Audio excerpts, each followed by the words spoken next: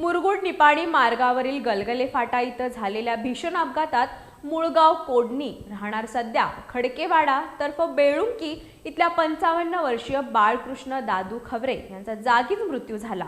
या घटनेमुळे परिसरात हळहळ व्यक्त होतीये।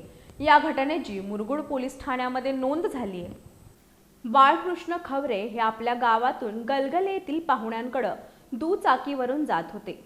गलगले फाट्याजवळ पोहोचताच निपाणीच्या दिशेने चिकोडी तालुक्यातील वाळकी इथं राहणारे सहदेव परसू घस्ती यांच्या दुचाकीची त्यांच्या वाहनाला जोरदार धडक बसली। धडकेची तीव्रता इतकी भीषण होती की खवरे यांच्या दुचाकीचं मोठं नुकसान झालं आणि ते रस्त्यावर जोरात आपटले।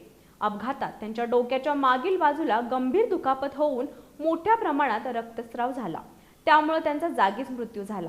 या घटनेची माहिती मिळताच सदाशिवराव मंडलिक साखर कारखान्याच्या हमीदवाडा इथल्या रुग्णवाहिकेचे कर्मचारी चंद्रकांत देवमाने आणि दत्तात्रय कोळे यांनी तत्काळ मदत कार्य करत त्यांना ग्रामीण रुग्णालयात दाखल केलं। मात्र उपचारापूर्वीच त्यांचा मृत्यू झाल्याचं वैद्यकीय अधिकाऱ्यांनी सांगितलं। रुग्णालयात मृत्यूची बातमी समजताच त्यांच्या पत्नी, मुलगा, सुनेनं केलेला आक्रोश पाहून उपस्थितांचे डोळे पाणावले।